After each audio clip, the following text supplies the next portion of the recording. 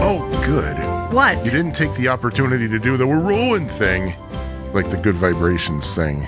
Well, I'm proud of you. I've done that. Yeah, many times. I mean, that's not, I'm not going to go good vibrations, take one. No, you're not. Or first beat on the last bar of the intro. Yeah, 1, 2, 3. But welcome to episode 16 of 2NX Podcast, and I'm one of your hosts. I'm Sean. And I'm Lisa. Also one of your hosts.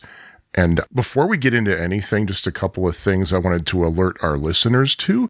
First of all, now I don't know the logic behind this, but apparently it's highly recommended by professional podcasters that in addition to the usual podcast feeds you submit to, like Apple Podcasts, Google Play, Stitcher, and all that, you also put your podcast on YouTube, even if it's not a video podcast.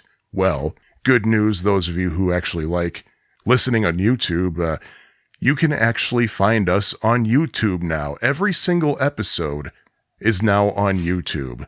Ooh. So I'll link that in the show notes at tunex.fab4it.com.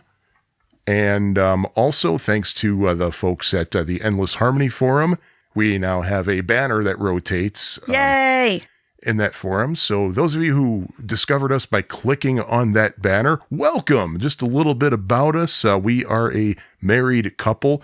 We have been married for going on 24 years. We've been a couple for 25 years. And it's all because of the Beach Boys. And it's all because of the Beach Boys. We have a heck of a lot more in common than just the Beach Boys, but that's kind of what brought us together. Yeah, those of you who remember Usenet about 1,000 years ago.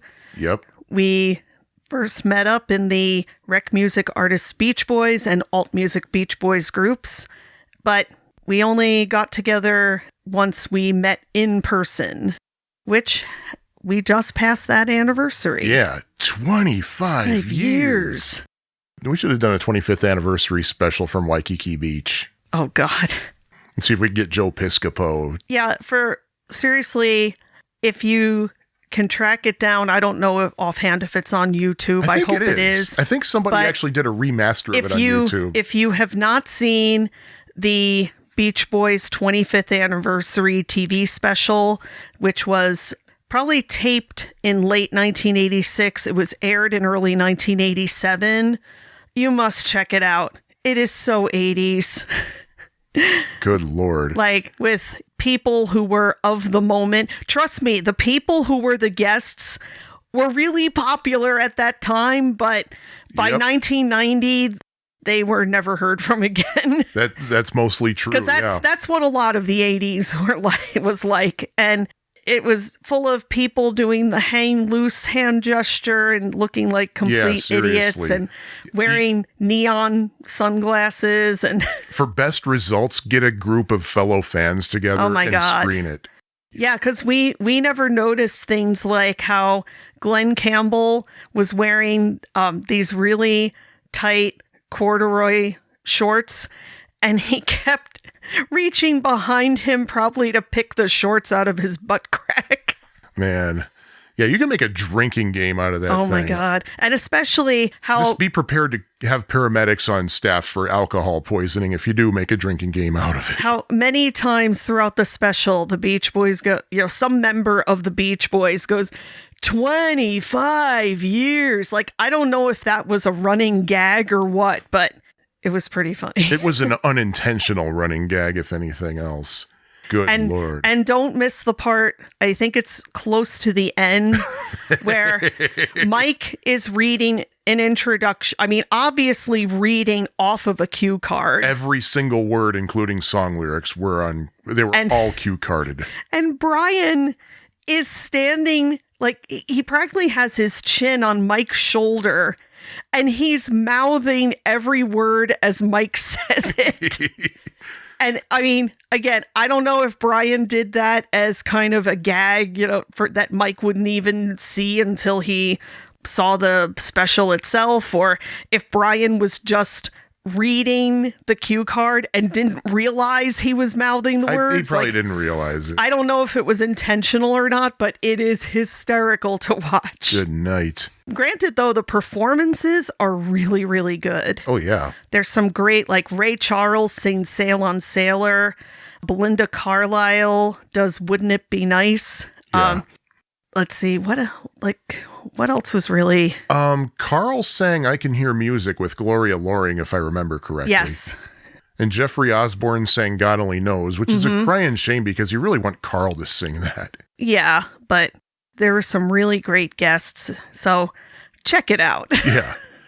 Yeah, we'll link it in the show notes if we can find it on YouTube. And we're recording this on the 60th anniversary of the release of the Surfin' USA album, Yay. too. And the reason I'm bringing this up, I just have to get this out there.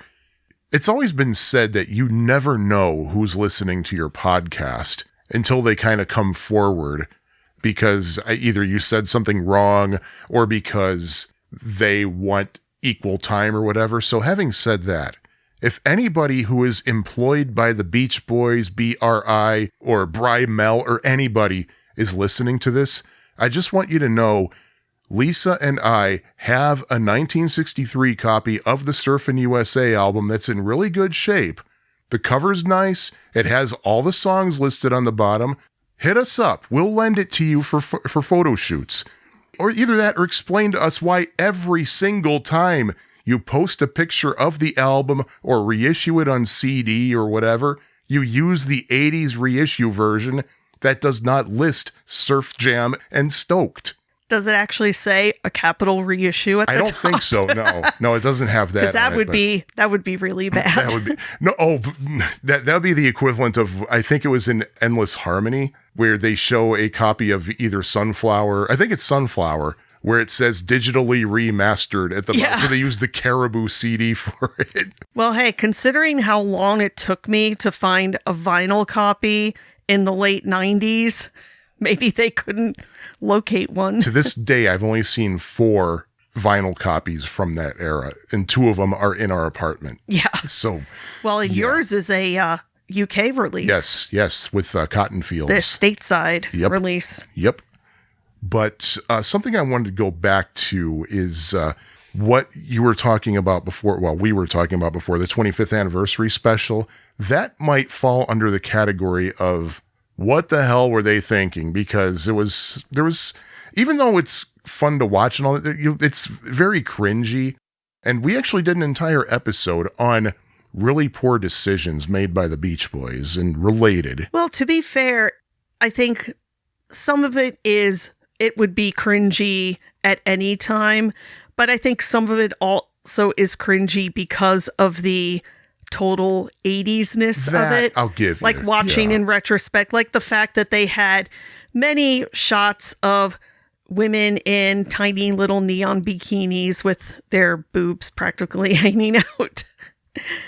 And the big puffy hair and everything. Oh, yeah. But but for this episode, we're going the other direction, and we're going to talk about things that the Beach Boys did right. And I want to start it off with something we haven't done in the past few episodes, and I want to kick it off with a Brianism, a quirky quote from Brian Wilson. I don't know what the source is on this, but the interviewer said, by the time you recorded Sunflower, all the other guys were contributing musically. How did it feel letting go of complete control? Brian's response was, I thought it was appropriate at the time. Carl had really come into his own as a producer and was helping with the vocal arranging. Dennis was flourishing as a songwriter and knew what he wanted on his records. It was a natural transgression. Oh, and that's Brian. Actually going to be linked to something I want to talk about at some point during this episode. Yeah, we figured, hey, we did an episode based on really questionable, to put it mildly, in some cases, things that the Beach Boys did, decisions they made.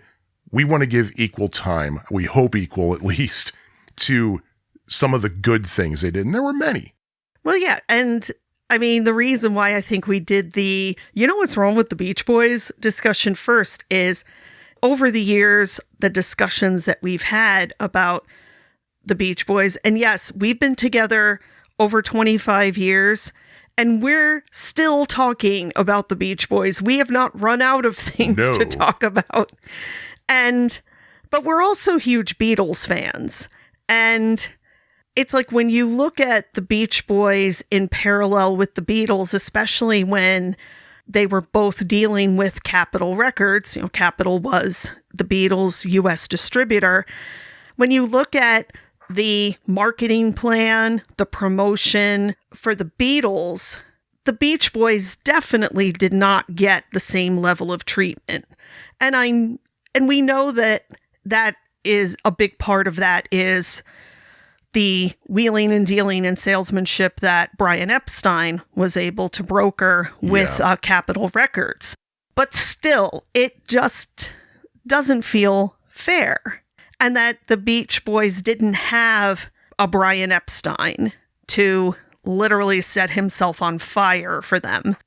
So it's easy to, when you look at things that way, it's easy to say, man, the Beach Boys didn't have the same level of accomplishments and didn't do the same things and didn't have the same things done for them. But when you separate that and you look at kind of the broader spectrum, there is a lot more that meets the eye. Ho-ho! This isn't a Beatles discussion. Yeah. We're not discussing Beatles things. For those who don't know, that was a reference to Help. And if you've never seen Help, when you're done listening to this, go see Help. Yeah, seriously. It's very quotable. Where do we want to start discussing what they did right? Is there anything that sticks out to you that would be a good kickoff? Well, I don't know why I just snapped my finger, by the way. Well, one thing we can start with, since this ties back to our previous episode discussing the events in and around 1965, and this was the first thing I put on my list, letting Brian stay home. Because when you consider that was probably a pretty revolutionary thing. I mean, again, to bring up the Beatles, that predated the Beatles doing the same thing by well over a year. Yep. And the Beatles stayed at home for pretty much the same reasons that Brian wanted. Just more time in the studio, less time on the road.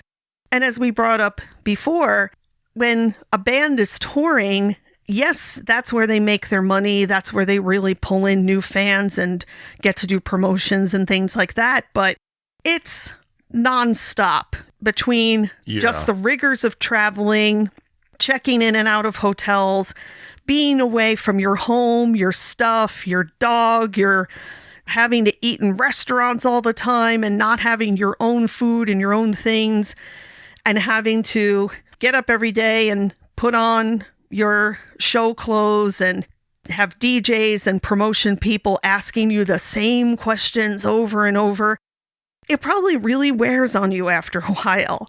Yeah. And what did we count? 23 days straight? They did 30 concerts without a day off? Yeah. And I mean, Brian literally may have been getting the shakes being away from the recording studio, the places where and the spaces where he could really create. Yeah. And do the things that he loved. I mean, because Brian can get up on stage and sing, but that's not his bag. Exactly. His bag is being in a recording studio, behind a console, with the talkback button in his hand, and making stuff happen.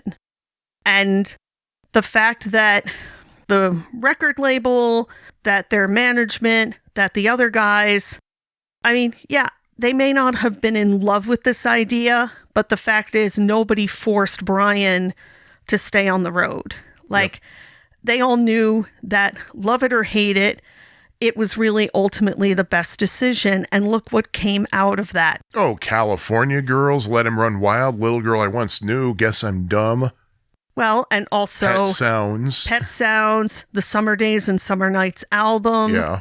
The whole Party album, which for a Christmas time quickie was, oh, that sounds dirty. Yeah. was a brilliant idea and something very different and unique for the time. Well, that had nothing to do with Brian staying home, though, really. Yeah, but he was probably clear-headed enough that he could come up with that idea and say, hey, let's do this. And that he also could put it together pretty quickly, because we saw from the sessions, there were only like 4 dates that they worked on the main sessions, with maybe 1 or 2 overdub dates. And another thing, are we sure that that was Brian's idea to do the party theme? Well, even if it wasn't... Mike and Carl had a lot to do with it, too. But even if it wasn't Brian's idea, it was Brian's execution. Brian made it happen, and even though it was a studio creation, he damn sure made it sound like it was recorded live at a Beach Boys party. Like, it sure sounded like it was in somebody's rec room or patio or whatever. So it worked. And he made it work. And yeah, pet sounds, good vibrations, smile, all this stuff was... Why did you make a face? I don't know. It's hard not to when you talk about the Beach Boys and all their idiosyncrasies. Yeah, but we're not talking about that. We're talking about the good stuff. Well, still, so the good stuff is idiosyncratic, too. And yes, you could say, well, but Smile wasn't finished back then. The fact is, it was still a concept that Brian came up with. And he was able to do something with it, at least. Yeah, he was able... I mean, we did have finished tracks. It was still pieces. I mean, he made Heroes and Villains Would he have been able to do that if he were out on the road with the rest of the guys? Probably not. No, that's... Heroes and Villains is very complicated. And that brings me to probably the natural transition to my first contribution to this What They Did Right. Now, I can already hear stuff being thrown against walls from our listeners, and we haven't even released this episode yet. And just hear me out. One thing that people did right, whoever was involved in all the decisions and all this, what happened with Smile? Both recording it, canceling it, recording Smiley Smile, Brian's 2004 completion of Smile, and the 2011 Smile Sessions box set, that all happened as it should have. And I will defend that for the rest of my life, or until I change my mind, which history shows maybe in about 25 years I will change my mind. So you're saying that the whole mythology of Smile that built up over the years because of bootlegs, where even people... Wait. You hear me out. I'm hearing you out. Where even people in the industry, fellow musicians, celebrities knew about it, that was actually part of the story. Not that it was deliberately intentional, but that became part of the Smile story and made it even sweeter than if the album had been finished and released in 1967. Well, of course. And I mean, there are so many reasons behind my, I can't think of the proper word, thing, let's just say, about putting the whole Smile debacle in this things that they did right, whether it be intentionally or unintentionally. They should have canceled Smile. And I've discussed this with you many times, and I think you agree to me, at least to an extent, at the very least to an extent, if not fully, that releasing Smile would have been a bad decision, or if at least with the Beach Boys name attached to it, because people expect a certain thing from the Beach Boys. When you think about it, Pet Sounds really wasn't that much of a departure for the Beach Boys. It was still familiar enough. Yes, it was familiar enough. It was definitely evolutionary. Smile, though, was like nothing that they had ever done before. Well, it's like what we've discussed, that if it had come out before June 1st, 1967, before Sgt. Pepper, it would have been probably, I mean, the critics probably would have loved it. A lot of rock journalists would have gone bananas for it. And super hip people would have totally dug it. It probably would have been a cult classic. It would have kind of hung out. An Odyssey and Oracle kind of thing? Well, it would have been music professors, rock journalists, college students. They would have gotten it. They would have dug it. But it wouldn't have been a big hit. And it wouldn't have really been a thing. It would have been rediscovered maybe in the 70s, maybe in not until the 90s, who knows. But if it had come out even on the same day as Sgt. Pepper, it would have been considered a Sgt. Pepper copycat. Absolutely. That's exactly where I was going. And Beatles fans, before you say a damn thing, yes, we know in England, Sgt. Pepper's actually came out May 26th. But you see our point. The scheduled date was June 1st, U.S. date June 2nd. We know, but still. Yeah. But it would have been, I think, just your general Beach Boys record buying fans. They wouldn't have been... I mean, even when you look at, I think was it an anthology or was it something else where there's a clip from early 1967 from American Bandstand when they showed the Penny Lane. That was something else, yeah. Okay, they showed the Penny Lane and Sgt. Pepper That was the films. thing that ABC did in 2000. Yeah, and so it's early 1967. They show the Penny Lane and Strawberry Fields promo films, and these kids are like, I don't even know if they could dig the music because this one girl didn't like the mustaches. Yeah, and this other guy said, they look like my grandfather. Yeah, like... They all looked kind of like, huh? I mean, in a few months, the kids got it, but kids in early 1967, would they have appreciated Smile? Probably not. I doubt they would. Again, we don't know what the finished product would have been like, but... I'm just thinking if it was anything like what was put out in 2004. Or even like any of the custom lineups that people have put together over the years. Like the intellectuals would have gotten it. Yeah. It really would have been something that probably would have been embraced more by the classical music crowd. But your top 40 good guys kind of people, they probably wouldn't have. Yeah, it's especially if it had been if Smile was in distinct movements with the songs running into each other as opposed to song, pause, like that. I mean, we have no way of knowing. We don't know what Smile would have been like then, but just from what we've heard, it's like, yeah, I don't know if people would have been ready for it. And also, this is a very hear me out thing. Smiley Smile is exactly what should have happened at the time. It really is. Because for years, I was among the crowd who thought, oh, Smiley Smile is basically Brian just trying to kill Smile and put it in the ground. And the new thinking, and I kind of go along with it, is that the reason that Smiley Smile came out and Smile did not is that Brian recognized that there was a change happening and he had to be on top of that change. And that's exactly what it was. If you listen to how Smile progressed, you'll notice that at one point during the sessions, suddenly there weren't these big productions that Brian was doing. You didn't have your big Heroes and Villains, Childish Father of the Man, Surf's Up things. Vegetables, recorded in April, very, very simple. There's not a lot of big, like, wall of soundy orchestration to it. There are a couple of other songs I can't think of right off the top of my head. And when you listen to some of the outtakes that are on the box set, a lot of them sound dangerously close to what ended up being Smiley Smile. So there was a very smooth transition from Smile into Smiley Smile. So Brian knew what he was like. Artistically, Smiley Smile is exactly what he should have done at the time. Notice how the production was so pulled back. It was very raw.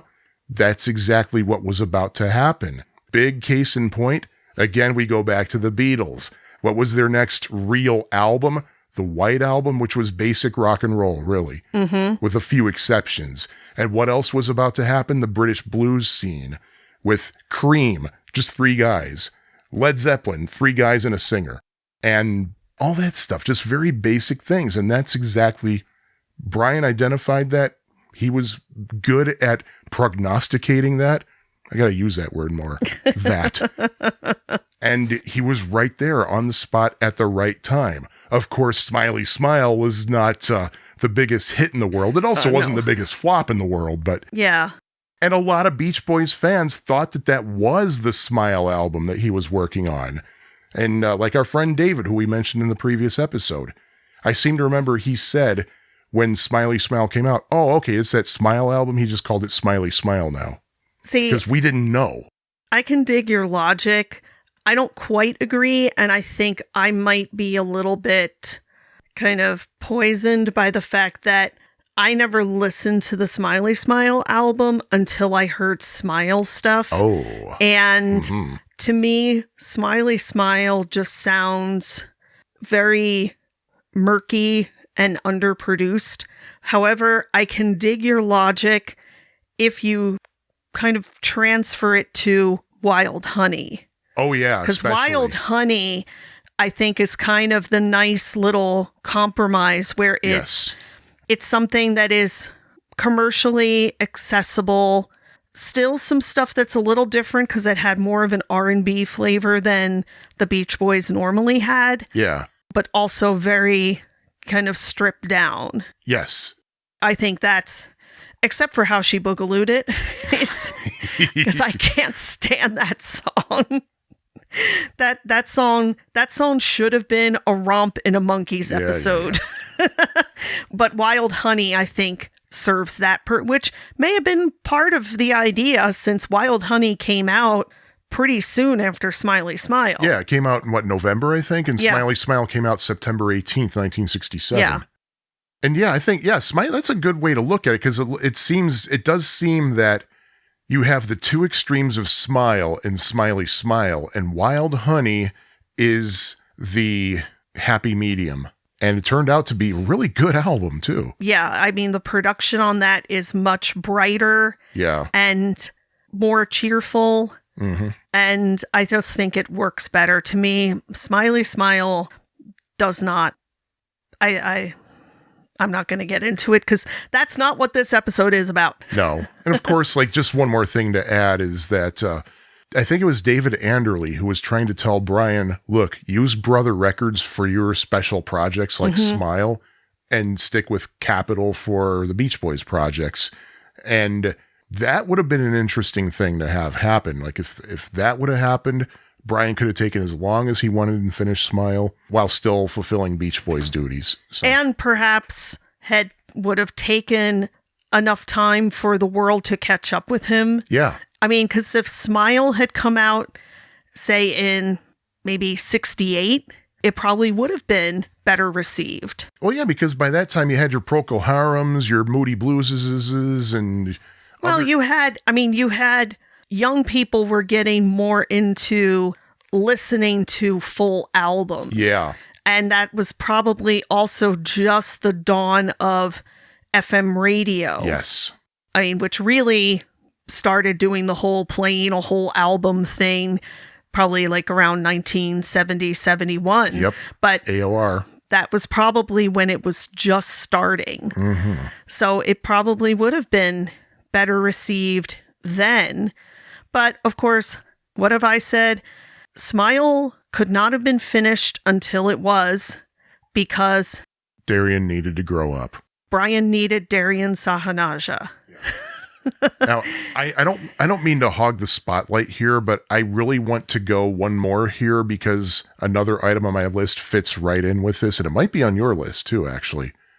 Another good decision, and this was actually a conscious, intentional decision, pulling out of Monterey. I think that was the best thing they could have done. Well, yeah.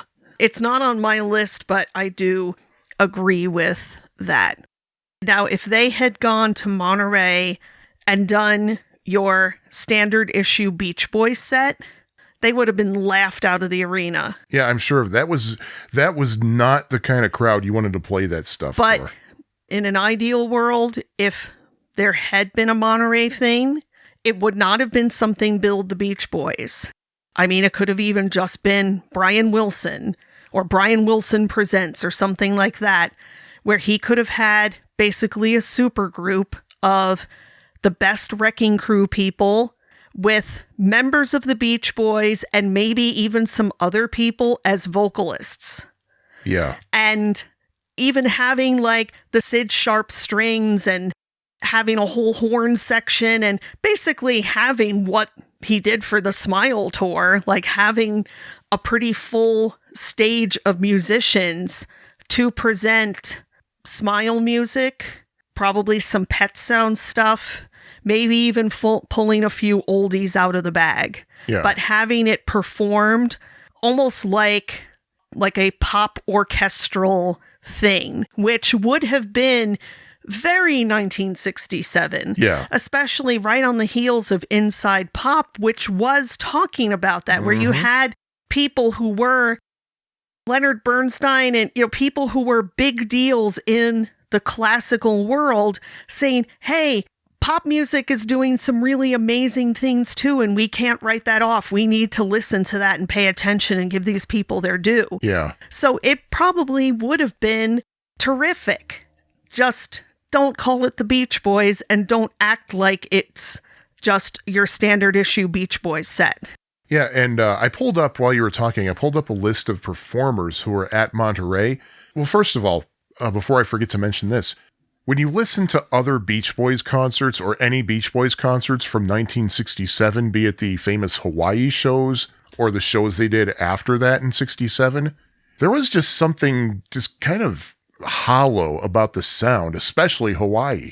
Like, for example, let's assume that had the Beach Boys performed at Monterey, that it would have sounded like, say, the Hawaii concerts. That would have not been a good sound for that crowd. You basically had Dennis pounding on one drum or one or two drums, which from what I understand was a Brian decision for that. You would have had the Baldwin organ, you would have had a bass guitar and a single guitar and really not much else. It wouldn't have been a nice full sound like you would have expected. But also, as I look through the artists at Monterey, every single artist that I'm seeing here, unless I'm missing something, they were all relative newcomers to the scene. I think the performers on the list who had the earliest hits were maybe the Byrds and Simon and Garfunkel, and those were from their first hits were around 1965. So basically, this was your time to basically introduce yourself to the world. Like, as you had Canned Heat, you had Big Brother and the Holding Company, The Who, The Grateful Dead, the Jimi Hendrix Experience. Or you had people like, The Who had already had hits in England. But I don't think they were really known here yet. Not really. And Simon and Garfunkel, I think, were just really catching on. Like, they had a couple albums, but I don't think they really caught on until their music was in The Graduate, which was right about that time. And by the way, anybody in radio listening to this, stop playing the single version / album version of Mrs. Robinson and claiming that it's from the movie. No, it is not. That was a completely different version. Anyway, sorry. And my fear is that had the Beach Boys stuck it out and actually played at Monterey, that would have been their last show. Yeah, they would have been looked at as outdated, old, just no. Yeah, like the oldest group I see here is Booker T and the MGs. And again, like, if you look at music like Good Vibrations, stuff from Pet Sounds, when they did that at that time, a few years later, things were different. But at that time, they didn't have the firepower to really perform that. We've heard the concert debut of Good Vibrations from Michigan State in October.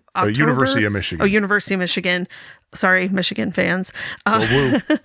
From, was it November of 66? October 66. It was very minimalist. Yeah.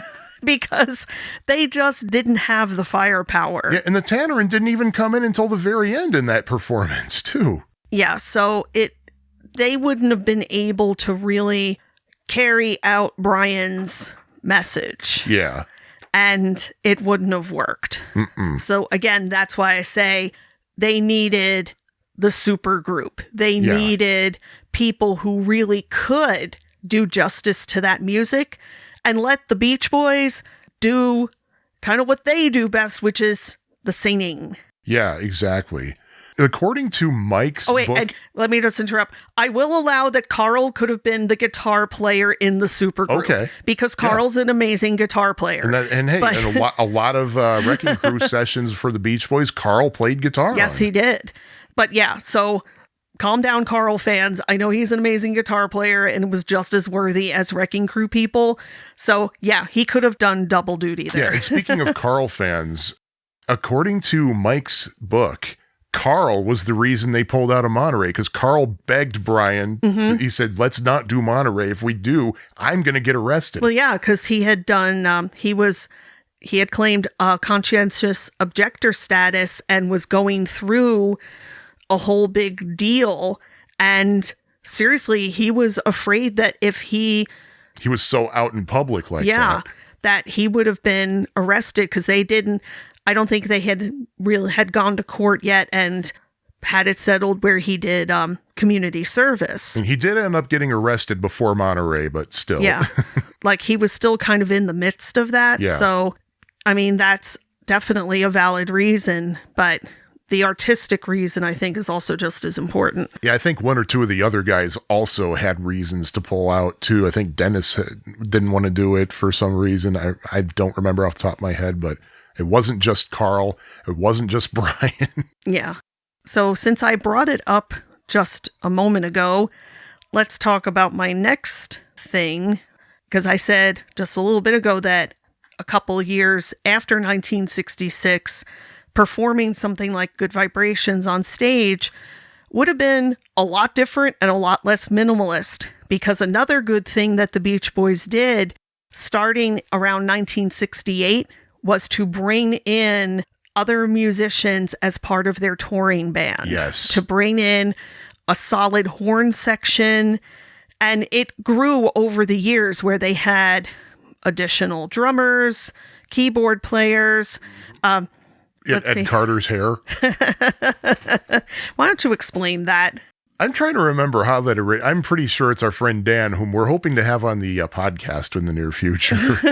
He made a comment about Ed Carter's hair because he had that bushy, like afro-y like hair, white back guy in the afro. day. yeah.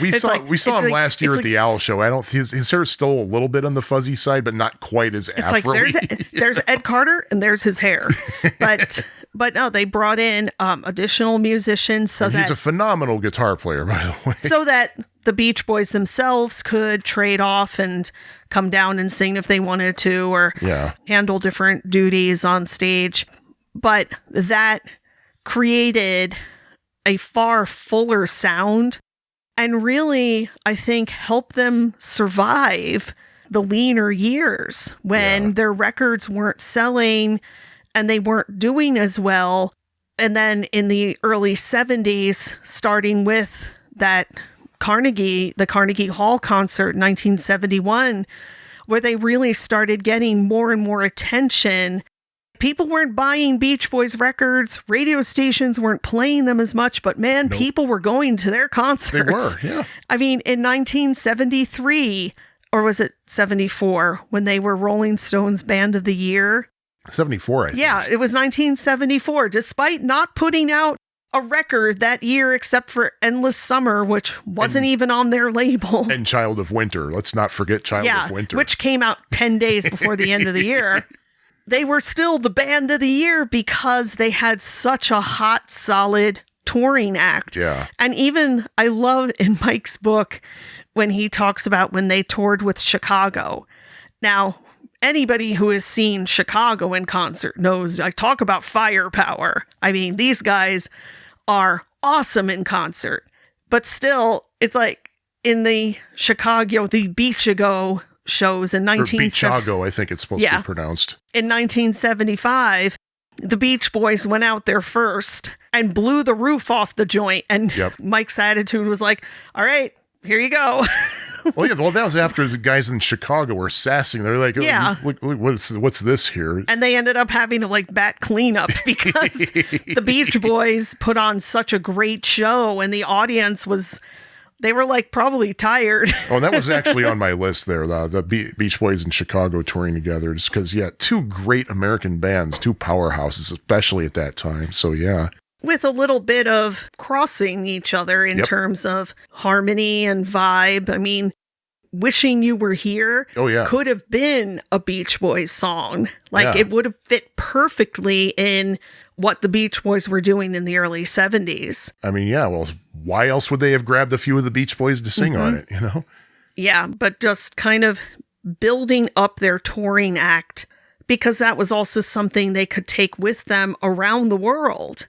So when they could hardly get arrested here, they were going all over Europe and all over other countries and just knocking their socks off with really great music.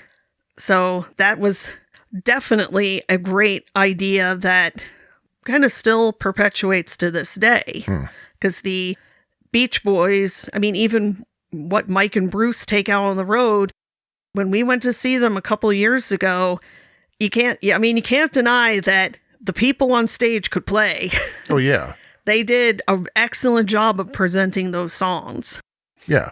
Now, because you brought up those extra players the Beach Boys added to their tours going back to 1968, and by the way, yeah, we were absolutely right. You listen to the sound. It's really, really good, especially I recommend people listen to something from a 1967 concert, like the Washington, D.C. concerts, which, of course, the audio is now legally available thanks to copyright extension releases, and listen to something that was recorded in 1968, like, say, the Live in London album, or any of those other shows that have been put out, again, on copyright extensions. There's a world of difference. But since we're talking about what happened in 1968, this is going to be a hear me out related to 1968. Apparently, a few people agree with me on this, from what I've gathered, but the Friends album, nice and mellow, very relaxing. The very last song on it, Transcendental Meditation, this raucous, explosive, cacophonic mess with lyrics about Transcendental Meditation, which is supposed to be a very peaceful activity. People, that was nothing but genius on the part of Brian. I think that was Brian's idea of a really cruel joke. And he has a weird sense of humor, according to a lot of people who have known him personally at various times in his life, including to this day. And I say, good on you, Brian. Those of you who say, oh, it should have ended with I went to sleep, shut up. Just shut up. Transcendental Meditation is brilliant on many, many levels, including that really atrocious edit in the middle of it. I love it. And man, that's how Friends is one of my top 5 Beach Boys albums, and that's one of the reasons, because of the inclusion of Transcendental Meditation and its positioning on the album. There, you heard me out. Yeah, but what about TM Song? Oh, I love TM Song. That song's a hoot. Especially with, like, the fight in the beginning of it. Which just goes to show what we said, or what you said, and I fully agreed with in the previous episode. The Beach Boys cannot act except maybe for Mike. And even in that song, Mike was kind of overdoing it. Yeah. Without intentionally, it looks like we are kind of going almost chronologically, so I'll bring up... We don't have to. Yeah, but I just mean... figured, like, it just so happened that our choices... We might as well. Okay. Because maybe the next thing we can talk about is the fact that Sunflower exists. Oh, yes. Okay, we brought up Sunflower a little bit before, but yeah, Sunflower was kind of the brief, shining moment in which all of them worked together nicely. Yeah. And it really wasn't a Brian-dominated production. I mean, he's all over the album, but it was not his album. Yeah. It was the group's album. And you had Dennis... Oh, yeah. Truly coming into his own and putting out some amazing work as a songwriter, as an arranger, as a producer. I mean, that's the thing. Forever, that was him. Brian just sings on it. Yep. Brian wasn't producing it. And also, it really showed Dennis's work ethic, because if I remember correctly, Stephen Desper said that Dennis was all in on that. He was very serious. He was always on time to record. Yeah, he'd come in early. He was ready to work. Yeah. And it shows. I mean, his work is amazingly good. But then you had something like All I Want to Do, which is probably one of Mike's best non-bass vocals. Seriously, I never realized. I mean, I always thought it was a decent vocal, but I never realized just how great it was until we got the vocals only version on the Feel Flows set. Mm-hmm. Wow, he did a damn good job on that. And it's just such a chill song. I love that song. Yeah. And while we're on that topic, another item on my list was basically other Beach Boys besides Brian stepping up and contributing their own songs, their own productions and things, like going back as far back as 1968. I especially kind of thought about that when I think it was the 2019 Al show we went to at the City Winery, when Al said, well, there came a time we decided we wanted to help Brian out, take a little weight off his shoulders, and we started writing songs for the group. Like the rest of us started writing songs, and I never heard it put that way. Well, I always saw it put as, well, they started writing songs and producing because they had to, because Brian wasn't doing it. Well, no, because Brian still was. But he was, yeah. It's more like they probably realized they could. I mean, too. It's like, because we look at, you look at the song I Can Hear Music, which was, Carl produced it. Brian wasn't even home when they did that. Like, Brian wasn't involved at all. And yet, look at the vocals, look at the arrangement. Like, Carl knew how to arrange Beach Boys vocals. Mm-hmm. There may have been things that he didn't know that Brian could do. I mean, there's stuff I'm sure that was just Brian's realm, but Carl still could pull it off. Yeah. And I think Dennis could too. Oh, absolutely. Like, again, go back to something like Forever or Got to Know the Woman. And like, River Song. Ooh. Well, that came a few years later, but like, I mean, they had definitely learned from being around Brian. Oh, yeah. And could definitely put together a really good cohesive song. So, yeah, maybe it was partially out of necessity, but they were able to do it. And they were still able to put out really good work that had their own style to it, which got only better and better. Like, I mean, look at Holland. Yeah, which especially Holland. Really had very little involvement from Brian. Yeah. And the other guys were able to pull it off. Yeah, and really the good decision, the good thing or whatever was just basically the rest of the Beach Boys stepping up and trying basically not to put all their eggs in the Brian basket. Because, man, we got some good stuff out of them. We got Feel Flows. Yeah. We got, God, what else? So much. And also, just to show you how sometimes they could do a better job than Brian. Case in point, Cotton Fields. Listen to the version Brian produced and then listen to the version Al produced. I do know there are some people who prefer Brian's version, but man, Al's just smokes. Al did a great job with that. Wow. But kind of also going back to Sunflower, look at the album cover. It almost is kind of presenting, okay, we're this great big California family, that it was taken on a beautiful sunny day as we found out a couple years ago, thanks to Endless Summer Quarterly, that the photo was taken on the golf course that Dean Martin owned, I believe. And I gotta wonder if that's when Gina Martin started to enter the... Well... Carl was still married to Annie for a while after that. Well, yeah, but... Well, I think it was all kind of related, considering that... Who's the Billy in That's Dino, right. Desi, and Yep, Billy? Billy Hinchy. Billy, Carl's brother-in-law. Yep. And Dino, Desi, and Billy, I think, were still doing some stuff even as late as 1970. So I'm sure it was all one big connection there. And I mean, it wasn't just the Beach Boys, but some of their kids. Yeah. Basically saying, wow, we're all family people. And Bruce. And Dennis. Dennis didn't have any children. Dennis didn't have any kids with him? No. Oh, okay. Because he kind of looks lonely. Oh, okay. Yeah, he kind of Oh, looks... okay. All right, yeah. He kind of looks lonely and sad because he was... Yeah. Well, yeah, because Mike had 2 of his kids. Al had 1 of his sons. Brian had either Carney or Wendy. Pretty sure it's Carney. And Carl had either... All little kids look alike to us. So I know, we right? don't know who's who.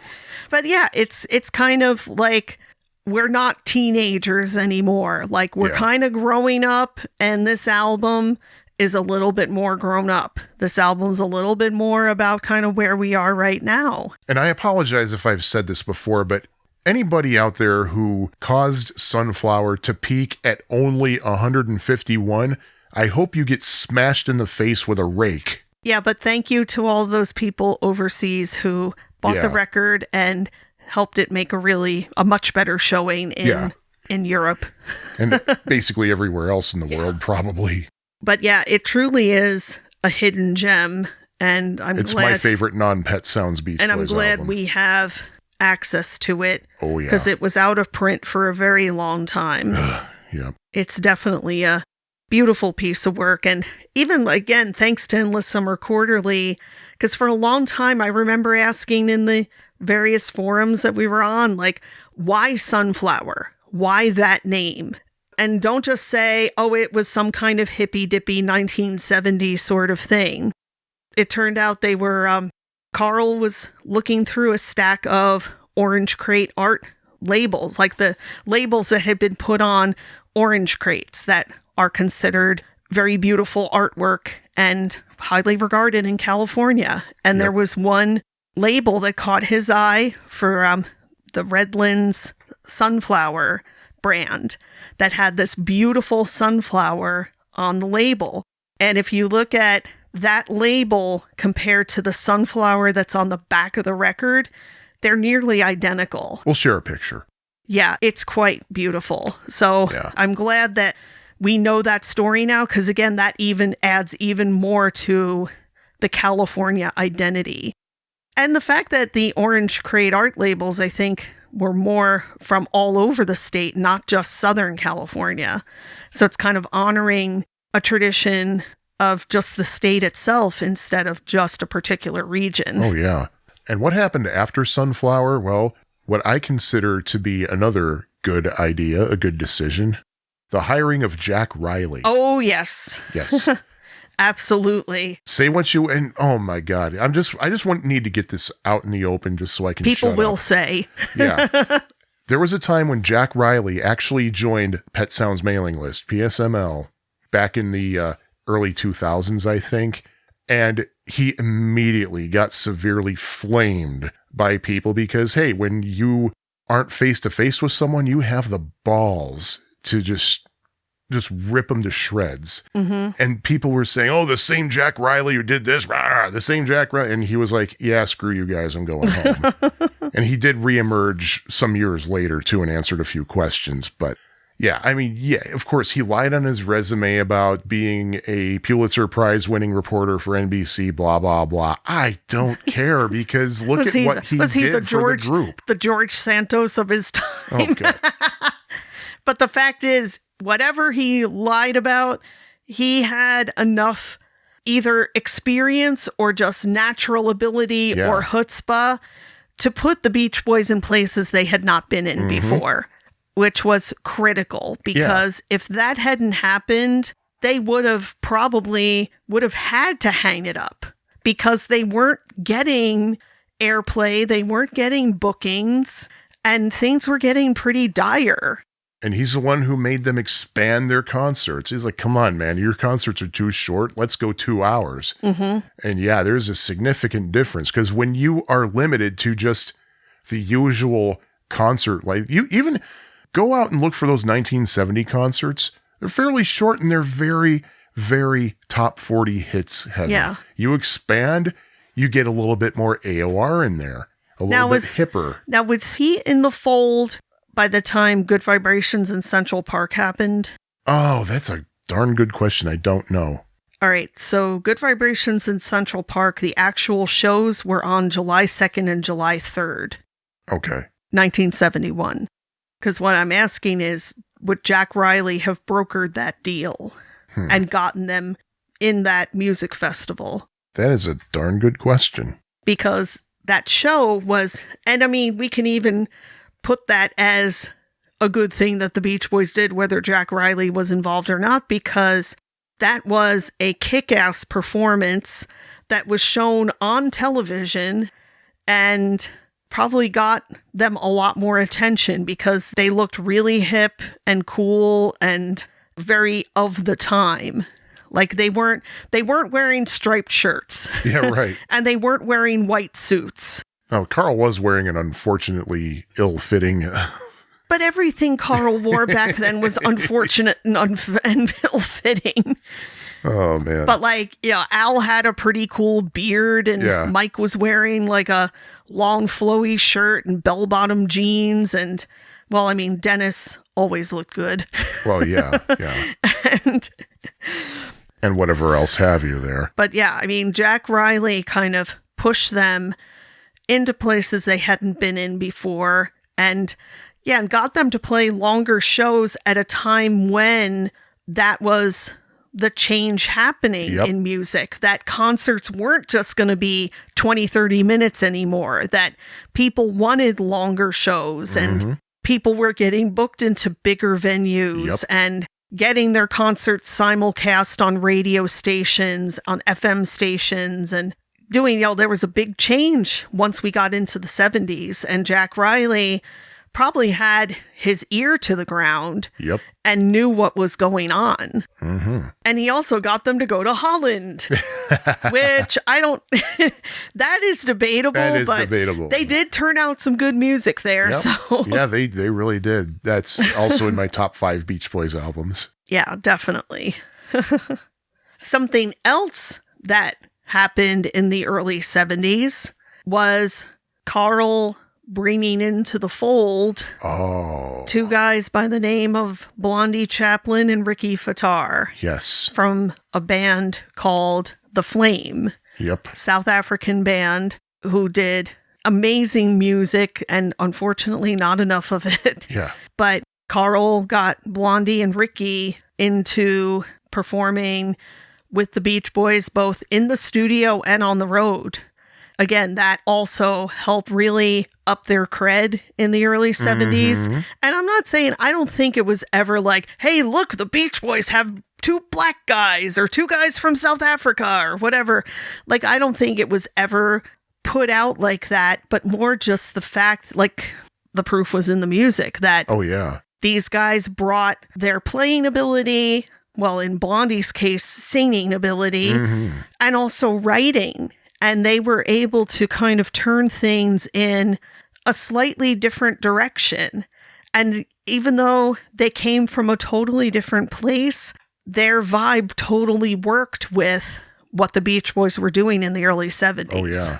Especially by the time it got to Holland. Oh. Yeah, Leaving This Town. Yeah, how they merged together so well in that album. Leaving This Town. If you have not listened to that, go now. Especially the concert version. Ooh. And if you can track down the album they released on Brother Records, it is so worth. We do not have a copy, and I missed out on a copy because I did not check the new arrivals bin at one of the record stores near us, and a friend of ours did and found it. So yeah, I'm never going to miss that again. But yeah, it is so good. Oh, and their unreleased second album, the stuff on that, which was briefly available. Every song was, but not complete. That was a good listen to. I have not heard any of their 60s stuff, though, so I can't comment on that. But definitely see if you can get a hold of their first and only really Brother album. Yeah, which also shows kind of the quality that we were looking at without Brian, because Brian had absolutely nothing to do with bringing in these guys. They were people that Carl discovered and started talking to, and things went from there. And I'm so thankful because, I mean, even in Brian's shows of more recent years, Blondie Chaplin steals the show. Yeah. Just in terms of his singing, his character, his guitar playing. He is awesome. Yeah, absolutely. So yeah, thank you, Carl, for that. I think maybe a good natural progression from here. Now, this is another hear me out thing. And actually, maybe it's not a hear me out. Maybe a lot of people would agree with this, but this is going into some controversial territory here. I think one of the good decisions that was made, at least at first, it was a good idea at the time. I'll put it to you that way. Sending Brian to Dr. Landy. They pretty much had to. Well, yeah. I don't remember where it was. I don't know if it was an interview with Larry King or if it was somewhere in Beautiful Dreamer or what, when Melinda said they lived just down the road from UCLA Medical Center. Why didn't they just take him there? Well, first of all, I'm not going to fault Melinda for saying that. I'm not. Because, she might be using modern day logic, like current day logic, as opposed to, say, like 1975 logic, in which you did not want your star loved one going to a mainstream, publicly known venue for mental health treatment. And also, it might have been, here's a theory that I came up with, it might have been that maybe Brian was just mortified at the thought of going to some kind of mental health place. That's the same logic that actually ended up with, sadly, Keith Moon, assumingly accidentally offing himself with all those pills. Yeah. Because he was supposed to do his therapy in a mental hospital, but he was deadly scared to go to one. And that's completely fair because the treatment of mental disorders, psychotherapy has, even just in the last 10 years has changed. 10 years, 20 years has grown and changed by leaps and bounds. In the 70s, they were probably still doing things like electroshock therapy. Yeah. The methods and the means were nowhere near what they're like today. And that's not even saying that what they do today is perfect, but it's a hell of a lot better. Yeah. And there probably was a lot to be scared of, both in the treatments and also just the stigma. Yeah. Nowadays you have people, including Brian, who talk publicly about mental health. There are young celebrities who have talked about their struggles, their ups and downs. People are very, very open to it. And I see that difference with just in my teaching career, that like when I started, the difference between then and now with kids being willing to accept help, being open about their struggles, being able to say, I have anxiety, I have depression. That's huge. Oh, yeah. And in 1975, you could not talk about that. Yeah. And the thing is, we have heard bits and pieces over the years from people who know things about how there were times Brian was admitted for more mainstream therapy for psychotherapy and things like that. So Brian had been it's not like they never did anything and then suddenly signed up with Landy. Landy was almost like a last resort. Yeah, pretty much. Even the guy who got Eric Clapton off drugs couldn't help him. Things were getting very dire. And the fact that Landy had been working with some other celebrities and had had some success stories, it's kind of like, hey, what have we got to lose? Yeah. We need to do something because otherwise Brian's going to be dead. Yeah, and as crazy as his techniques were, it obviously worked. He got Brian off drugs. He got Brian to lose weight. He got Brian to be more active with the Beach Boys. And all be that. able to say, tend to his personal hygiene. Oh, yeah. Thank God for that. Considering Brian would bathe himself in the swimming pool because he was terrified of the shower for a time. Yep.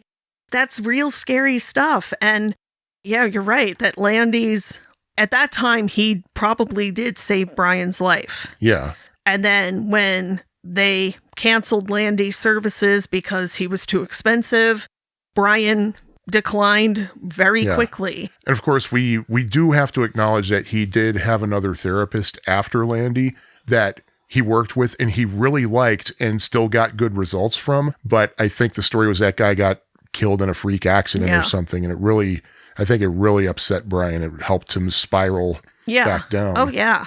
And then they got back with Landy. And at least for the first few years, Landy was able to right the ship. Unfortunately, he went way too far. Oh, yeah, to say the least. That probably would have been better for his family to have gone in and say, okay, we're going to wean you off Landy now but they didn't. How would they know? How would they know, and would they have been able to? It's crazy because sending him back to Landy in 82 probably saved Brian's life again. And pulling him away from Landy 10 years later probably also saved his life. Well, I think it did, literally, because from the things we've heard, Oh, yeah. But, again, I refer to Mike's book about some stories that he was told about what went on. It's like, yikes. Yeah. Pretty scary stuff. Oh. And that can take us to my Hear Me Out, which is 1976. 1976 should never have happened. They should have gone straight to 77. And the reason I say Hear Me Out is because it is kind of a double-edged sword in that the Beach Boys had tremendous success that year, but maybe at a cost, because that kind of ended the artistic trajectory they had been on with Holland and all of that, and also really proving to themselves that they could turn out great music without Brian's heavy involvement. They wanted Brian involved. They were not trying to oust him, but they could do it. Mm-hmm. And they could be a viable act, a viable band if Brian wasn't going to be participating. And in 1976, I was just a little tiny kid then, but even still, I remember how things were.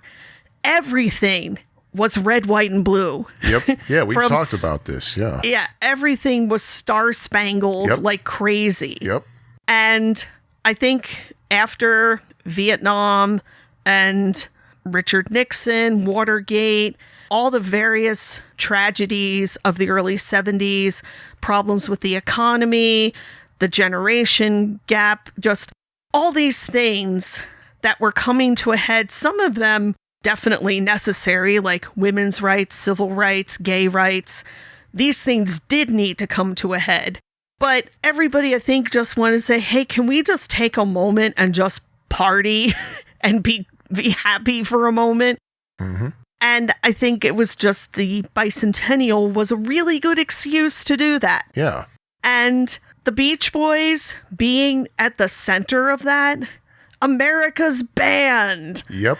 I mean, even with 15 Big Ones, with the cover art that evokes the Olympic rings, because the Olympics were that year too. And it's just like, they hit the mark right for a brief moment where they had an album that was well received, that had Number 8, I believe. That had a mix of really strong covers plus good originals.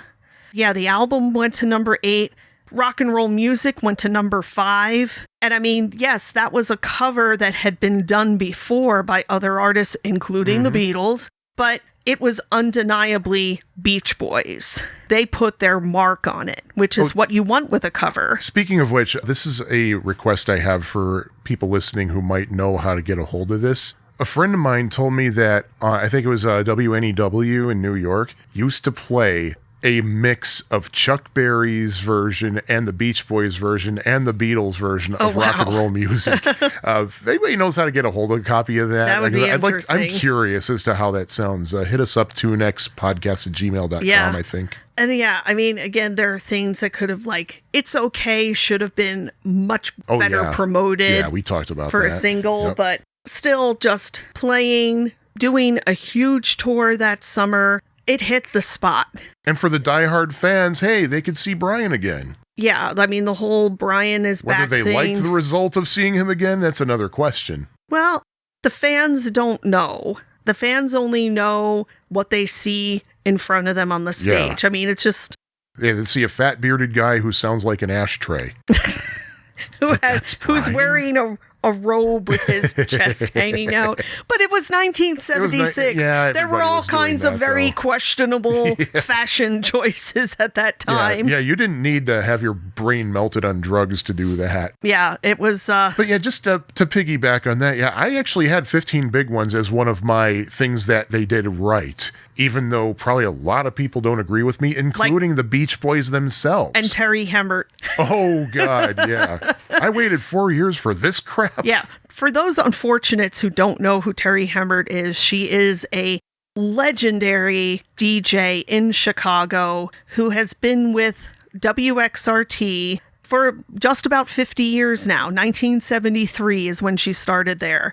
Do you know how hard it is for anybody, especially a woman, to be at the same station for 50 years? Yep. That does not happen in radio. No. And she is so cool and awesome. You can follow her posts on Facebook. She writes extensively about all kinds of memories and artists, and she puts up like a playlist of songs that she thinks are cool, and she is a renowned Beatles fan. In fact, that's why she got into radio, because she wanted to meet the Beatles. Mission accomplished on at least 2 of them. Yes. She loved Holland. And then for 15 Big Ones, she's like, I waited 3 years for this crap. But so, yeah. 15 Big Ones. Mind you, I first heard 15 Big Ones fairly early in my fandom. Even before the Caribou CDs were out, I borrowed a copy from a library. And I really liked it. Despite Brian's croaky voice and everything, it was a fun listen. Because, like it or not, it really is classic Beach Boys-y in so many ways. You have, what is it, I think 8 covers and 7 originals, or is it the other way around, whatever. It's like, basically, let's just say half originals, half covers. It's exactly what they needed to do at the time. Yeah. Given how they were essentially an oldies act at the time, I mean, what better thing could you want in 1976 in America than picking up a Beach Boys album, looking at the back cover? Oh, look, they did this really cool Chuck Berry song, just like they did with Surfin' USA. Let's see how that sounds. Diehard fans will be like, oh, look at this, produced by Brian Wilson. How long has it been since we saw that? They see new songs on there written by Brian. They see, oh, they finally put Susie Cincinnati on an album after putting it out on about 18 singles. Okay, do you really think that people, people didn't buy the singles that Susie Cincinnati was on? That's the problem. And it's also kind of, and I know some people might cringe at this, and I kind of cringe at it too, but it's like albums like Holland, no matter how great they are, they didn't light the world on fire. I mean, Sail on Sailor is a fantastic song. Like, the highest chart position, I think, was, 45 or 34, something like that. And it got that highest chart position when it was reissued in 1975. Yeah. It did really well in some markets, though. Like Chicago, it did pretty well in. But Endless Summer went to number 1. Yeah. It's kind of like the people have spoken. And I am not blaming Endless Summer on the Beach Boys suddenly becoming an oldies act, because, number one, their transition back into an oldies act was very smooth, actually, because as late as 1977, they were still playing album tracks from, say, Surf's Up and Holland. Yeah. But I think part of the reason for that going back is partly because they lost their creative mojo. And also, I really think now that maybe teaming up with Chicago really started that spark. Well, that's the thing. They were, what did I say earlier? That in the early 70s, their biggest source of revenue was touring. Yep. And why would people go to Beach Boys concerts? For the fun surf sun girls cars? Yeah. I mean, that's what people still go to Beach Boys concerts for. And at that time, that's what people were going to see Chicago for, too. They didn't want to hear these random album tracks, because their whole modus operandi at first, like, say, going back to their Carnegie Hall shows that came out on their 4th album, was they would literally play whatever they felt like playing at that particular moment. Yeah. Like, you look at the shows they did at Carnegie Hall, different show every time. No 2 shows were the same. And then eventually they all realized, wait a minute, the audience wants only to hear the hits. And I know Terry Kath wasn't happy about that, but... But it's kind of like, I mean, even Paul McCartney, he talks about creating a set list and thinking, if I was going to a Paul McCartney concert, what would I want to hear? And I know that, there's always going to be people who break furniture over this and whatever. There's always the people who are like, well, why aren't you doing this Wings song or something like that? Move guitar. Excuse me. But still, it's his show, it's his choice, but it's kind of like he does kind of have to put himself in the shoes of, why are people buying tickets to this show? What do they want to see? Or what would they really miss if it wasn't there? Yeah. That's why I don't think there will ever be a show where he does not do Hey Jude. Oh, of course. It was a huge honking hit. I mean, I would... Well, also... He's going to do Hey Jude. He's going to do Yesterday. I mean, also, I think this isn't unique to Paul. I think this goes for any artist. You write a song in your bedroom or tour bus or office or wherever. You sit at a piano or at a guitar and you go through all the work and drafts and everything of writing a song, and then all the work of being in the studio, recording it, producing it. And then it comes to where you have an arena full of people, thousands of people who know every note, Yep. every word, Every ad lib. every cough that ended up on the tape, and they will sing it as heartily as anything in their whole life. Like the DVD that came out of that tour, where you have clips from all different shows, where you have people like Jack Nicholson heartily singing Hey Jude. Yep. And that's got to be a total blast for any performer, to know that there are people, thousands of people, singing along to your song. Oh, yeah. That you wrote, that came out of your heart and your soul and your brain. So it's like, yeah, you got to play the hits, the well-known stuff, because that's what got people into you in the first place. You can do the album tracks and the more obscure stuff, but there's some things you just got to do. Yeah. And people go to a Beach Boys show for the Beach Boys. So I think they kind of had to give into that a little bit. I mean, it's just kind of like Leonard Nimoy wrote a book called I Am Not Spock. And then years later, he wrote a book called I Am Spock. Yep. Like, you have to embrace it eventually. Because also that will make you a lot of money. Yeah. But hey, since we're talking about these concerts and what people expect, another thing that's on my what did they do right list, the 4th of July shows in D.C. Oh my God. And Atlantic City. Don't forget Well, that that. was supposed to be D.C. Yeah, but the fact is they were able... Until James Watt said, no more rock and roll here. Rawr. They attract an undesirable element. I think James Watt is the undesirable element. Yeah, but I mean, they were able to turn that around and still do a 4th of July concert that attracted close to 1 million people, I think. But yeah, the shows they do with that was perfect of them to just be able to do that, have those 4th of July shows in front of the Washington Monument. I mean, where else, what better way to celebrate? I don't even know what July 4th actually commemorates, because there's all that debate about, well, the country actually started July 2nd and the thing was signed on July 3rd and all this. So, let's just pretend that 4th of July is the actual day the country. The Declaration of Independence actually says July 4th, 1776. It says, but that's not when it was signed and written. Okay, fine, but that date still is on it, and that's what we do. So hush. So basically, it's the anniversary of the date that's on the Declaration of Independence. So we'll leave it at that. But yeah, those shows were amazing and got huge attention. They were broadcast on television. I mean, what better way to celebrate America than see the Beach Boys at the nation's cap, America's band at America's capital? Yeah. And even like the show in 84, the year after Dennis died, who did they get to fill in on drums? A very sweaty Ringo Starr. Yes. I mean, not a bad fill-in, huh? No. And didn't they have Mr. T one year, or was that just on tour or something? I don't know. But we recently watched the 1980 concert that was aired on HBO. And the thing is, I mean, of course, we were watching it from the eyes of people who know, just like most people listening now, who know what was going on behind the scenes.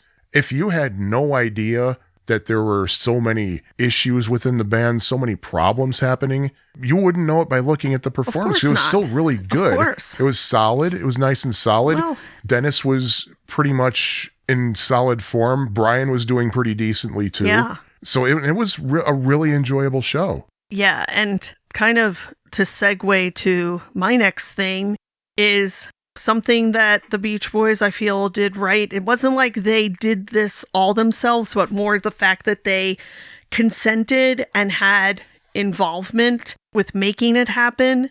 Documentaries. Because what does the Beach Boys American Band documentary end with?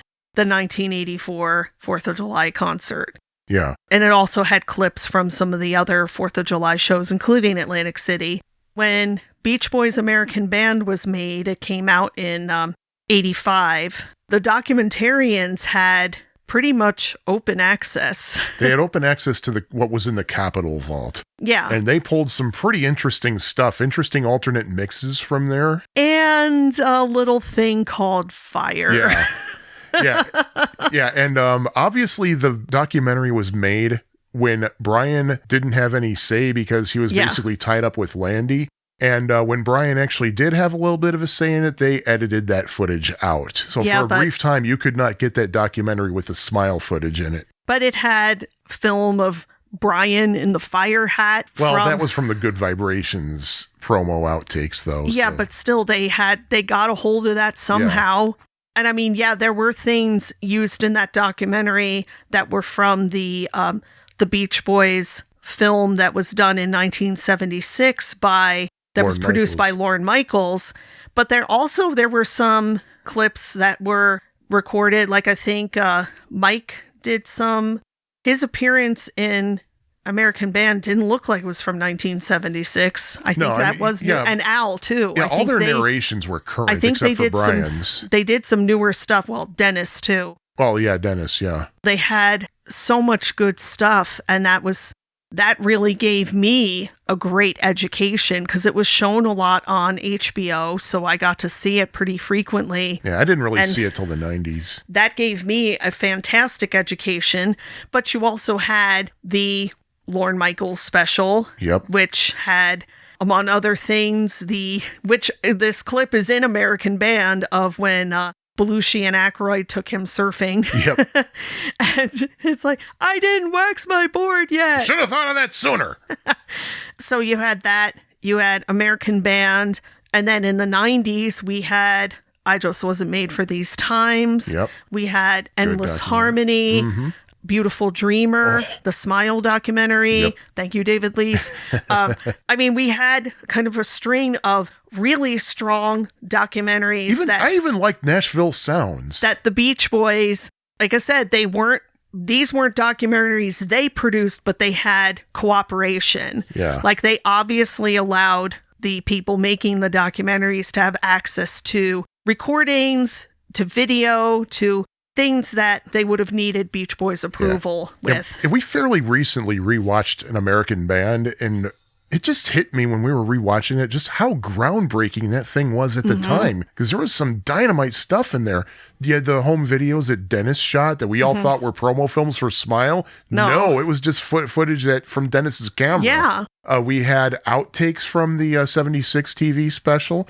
We had and Brian's birthday party, and the little promo films from Pet Sounds. Yeah. Not just Sloop John B, but the I Just Wasn't Made for These Times, and with That's Not Me. With some artistic liberties taken in the editing, but yeah, I mean, I know some of it doesn't quite match up with the music, but it's still filmed from that time. And a lot of the clips that are in there are still hard to find. Like, you're not going to find that Red Skelton clip of In My Room in full, on YouTube, I don't think. Yeah.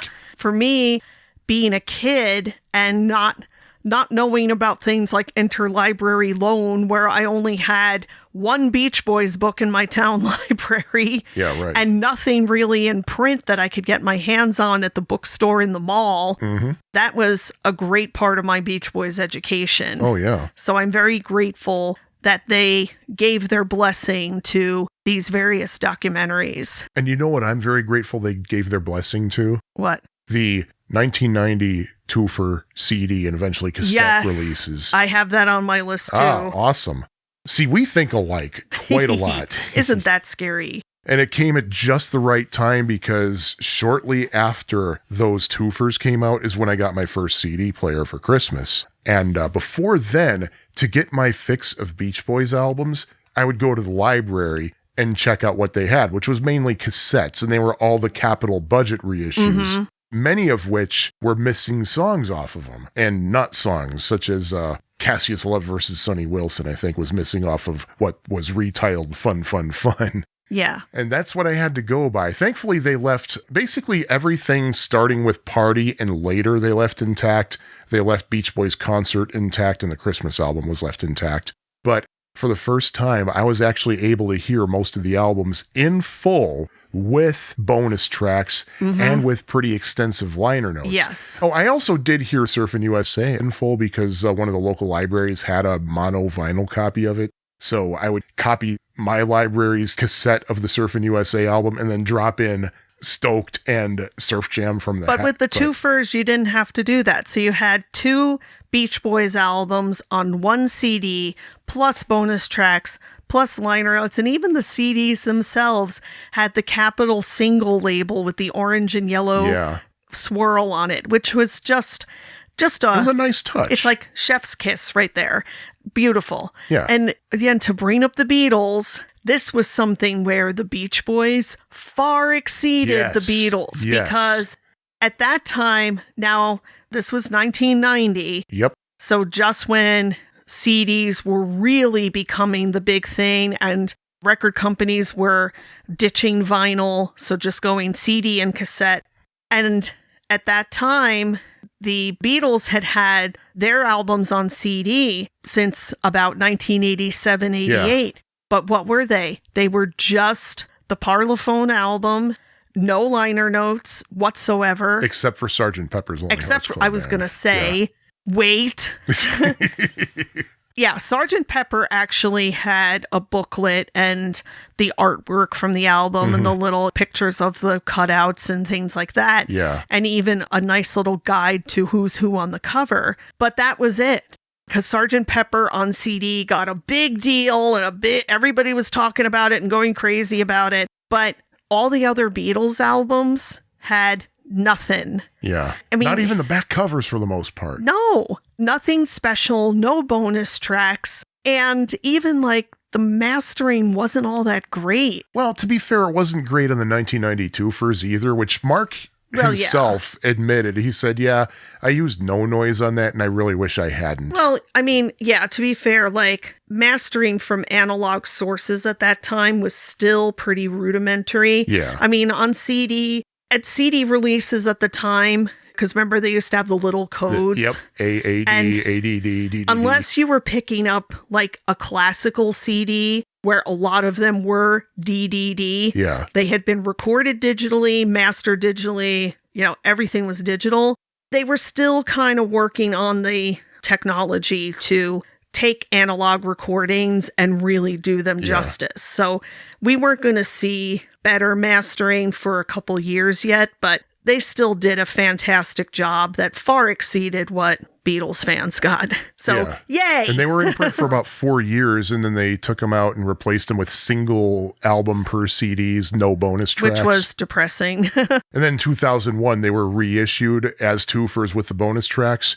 We didn't get all of them. We only got the 1965 one, and I thought it sounded terrible, so I didn't buy the rest. And building onto that, what I'm also glad they allowed for is in 2012, another set of twofers, not all the albums, but many of them, mono stereo on the same disc. Yes. And many of them stereo for the first time, and they sound really good. And also, eventually, we did get the post-1969 Beach Boys albums also in the twofer treatment. So, yeah, but without bonus tracks, but still. Many of them, I mean, they had been put out on CD in 1991. Yeah, but it was blink and you miss it. Yep. I mean, they were extremely hard to find. So it was good that they finally put those out.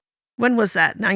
2000. 2000? Yep. Yeah, because that was about the time when they put out that new 3 CD series of greatest hits where you had 2 that were kind of the sun and fun and whatever. Yeah. And then the 3rd CD was just 1970 and on. Yeah, 1970 through 86. Yeah. And kind of aside to that, again, this was more probably a record company decision, not so much the Beach Boys themselves, but the Good Vibrations box set.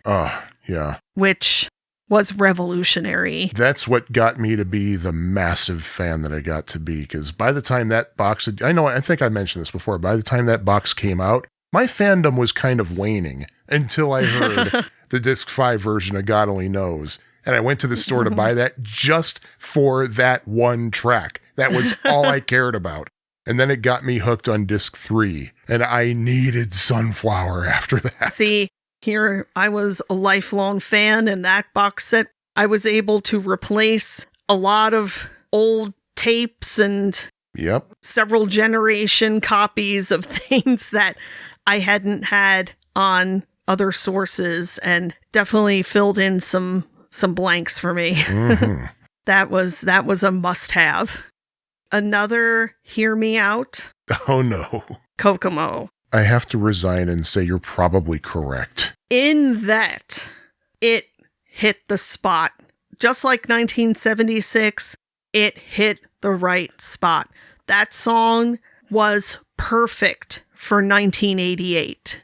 It sounded exactly of the moment. It had hook. It was definitely a Beach Boys song, but it didn't sound like an oldie. Like it sounded like something that was recorded right now. And even the video, which was filmed on the beach in front of Disney's Grand Floridian Hotel, which had only just opened like a year or two earlier. I mean, it was perfect for that moment. Now, the fact that they didn't follow it up with something equally as great, but that's not our topic. The problem with Still Cruisin' is it sounded too much like Kokomo, I think. Okay, but we're not talking about the problem with. We're talking about the good stuff. And Kokomo hit the spot. It went to number one. It deserved to go to number one. Yeah. So I can't hate that song ever. It came out right around the time I was starting to get curious about the Beach Boys. And I remember thinking, I remember saying out loud, Brian sounds pretty good on that. And my brother said, that's Carl, actually. Yeah. But I just remember thinking, okay, this is kind of clever because it's kind of like an old Beach Boys song, but a grown-up version. Well, yeah. Now they're grown up, they can go to like places other than amusement parks and to the beach surfing. They can take cruises. They can go to these exotic locations like the Florida Keys and Indiana. Well, it's also kind of like what everybody wants, to get away from your busy life and lie on a beach with a drink and just enjoy yourself. Yeah. The Beach Boys are still selling like happy fantasies that were accessible. And something about Kokomo that I can't say about many Beach Boys songs at all.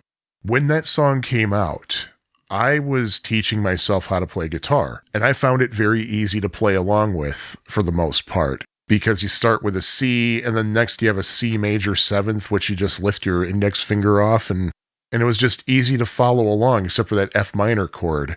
And that's something very peculiar, a Beach Boys song that's easy to play along with on a guitar. Not many do that. Yeah, you don't really have that in Brian's world. Well, yeah, in John Phillips' world, yes. In Brian's world, no. So, yeah. And kind of along the same lines, that's why God made the radio. That's on my list, too. The song. The song, okay. I'm talking specifically about that song. When I first heard that song, I mean, there were a couple things about it. And I know that there are a whole bunch of different people on that song. Not all of them are Brian and the other Beach Boys. But the fact is, I mean, Al is on it, Bruce is on it, Mike is on it. And just Brian's production that he could still get men who were in their 60s to sound like young, to sound like youth. They didn't sound like crotchety old men. Yeah, right. And there are things about that song that are just, it takes you back and back and back. And every time you listen to that song, like you can hear the radio and the ocean and everything else. Mm-hmm. And it's just the first time I heard it, I was just stunned. Well, hey, Jim Peterick, who wrote most of the song, what was his big hope for that song someday? That the Beach Boys would record it. Mm-hmm. He wrote it for them. But I mean, Brian's production, it's almost heartbreaking. It's that good. It is so good. Yeah. And actually, my whole thing here was not just That's Why God Made the Radio, but 2012 for the Beach Boys, period. Oh, yeah. And that's, by the way, also when those mono stereo toofers came out. Yeah. Because that was just done so well. And I just remember that song, though, was a big highlight for me from both their concert that year and when they did it at Brian's concert the following year or two. It was just such a good song. But the show itself, we went to see the show. We went up to Milwaukee. It was at Summerfest. Yep, Marcus and it was like everything about it was, even how they were dressed the clothes they were wearing, everybody looked great. You know, if Carl were still alive, he would have still been wearing that dark suit. Well, yeah, because that was his thing. But I mean, they were all wearing those kinds of like button down long sleeve shirts that are meant to be untucked, and they have like floral prints or paisleys or stripes, and if you roll up the sleeves it's like a different color underneath. They're meant to, like, you know, you won't be looking sloppy like you're wearing a t-shirt, but it's still comfortable and casual. Like, it was a really ideal look for them. And the backup band they assembled from Brian's group and Mike's group, perfect. Absolutely perfect. And you had David Marks was there. I mean, you had all the people who should be there. Except Blondie and Ricky. Yeah. And I love how Mike definitely poked fun at himself with Be True to Your School. Well, he'd been doing that routine for years. Yeah, but I hadn't seen it. So I got to see it there for the first time. And it is fresh if you've never seen it before. So I'll give him that. And I mean, they had like little fun stuff, but they looked like they were having such a good time, and they played everything. They had tributes to Dennis and to Carl that were beautiful. It was just, everything about that show was perfect. There were no cheerleaders. There was nothing embarrassing. Oh, they hadn't had cheerleaders in years. I know, but thank God they didn't bring them back, because that was horrible. Yeah. I saw one of those cheerleader shows. Yeah, but my first time seeing the Beach Boys was right after they ditched the cheerleaders. Yeah, it's, everything was right. Everything about that whole reunion thing was like, the album was great. There were a couple of clunkers on it, but Beach Boys historian Andrew Doe put it best. He said, that album is better than it deserves to be. It was just so well done. And another kind of a little subset of the good decisions, the good things that they did, they vetoed Brian's suggestion for the name of the album. Summer's Gone. He wanted to call it Summer's Gone, but they all said no. I don't really like you. That's Why God Made the Radio as a title, but I'd rather have that than Summer's Gone. Yeah, but that song is beautiful. It really is. That's definitely a Pet Sounds callback. Yeah. Well, it's an everything callback, really. Well, not Smile. There's nothing Smile about it. No, but I mean, it definitely evokes Caroline No. And, well, really, you take like the last 3 songs. Oh, you're talking Summers. I thought you were talking That's Why God Made the Radio. No, okay. I'm talking Summer's Gone. Because the last 3 songs where you have From There to Back Again, Pacific Coast Highway, and Summer's Gone. Oh my God. Yeah, Summer's Gone. It's such a sad song, though. Oh. But it's like Caroline No. It is so sad, but it is so beautiful. It's something I think Brian needed to do. Like, what did we find out about? There's a lyric in Summer's Gone. Brian basically recalls one of the last things Carl said to him. I guess I'm not going to be around much, Brian. And Brian says, well, I think I'm going to stay. He put that in the song. Yeah. And how at the end, I mean, yeah, it's got a little bit of Caroline No. It's got a little bit of wind chimes. It's got like the Heroes and Villains music box. It's just, I'm so glad I think Brian needed to do that. Just like he needed to do Pacific Coast Highway, because that is a tribute to Dennis. That is Dennis. Oh, it's got Baby Blue written all over it. Oh. Even just the dun, dun, dun. Yeah. That is very Dennis. Yeah. Those last 3 songs are full of melancholy, but God, it's so gorgeous on Pacific Coast Highway. Who does melancholy better than Brian Wilson, really? But what's something you always tell me about Summer's Gone in an attempt to make me feel better about it? Because it's going to come back next year. That's right. I mean, it's okay. It just has to leave for now, but it'll be back. Yeah. We like summer, by the way. My last item on my list, I'm going to have to say the copyright extension releases. Ah, yes. I also count among those, even though some people don't, the Beach Boys Party Unplugged, Unthistled, Unschlocked, whatever they call that, also Feel Flows and Sail on Sailor sets, because those effectively did extend the copyright. So, oh God, especially when they were actually giving us full releases and not just quick blink and you miss it. We're going to put it in just long enough to fulfill the law and then yank it offline right away. But man, those were so Those cool. were true gifts. I mean, yeah, because you had, oh my God, you had a crap ton of concerts from 1968. You had the Hawaii recordings and the stereo Wild Honey from 1967. Mm-hmm. And yeah, just lots of outtakes, alternate versions. And they snuck out one of those acetate mixes of Child is Father of the Man on one of them, kind of under the radar. But also you can take like Feel Flows and the Sail on Sailor set and kind of put them alongside the Pet Sounds box set.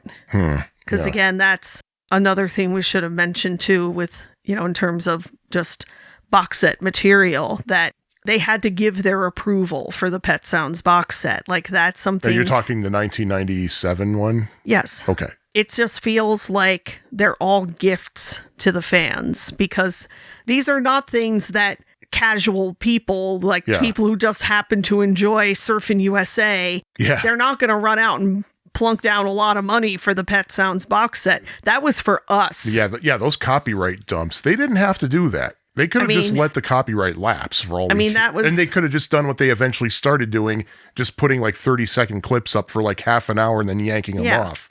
But also... Yanking them down. But also, you got to admit that the Pet Sounds box set was meant to be a boot killer.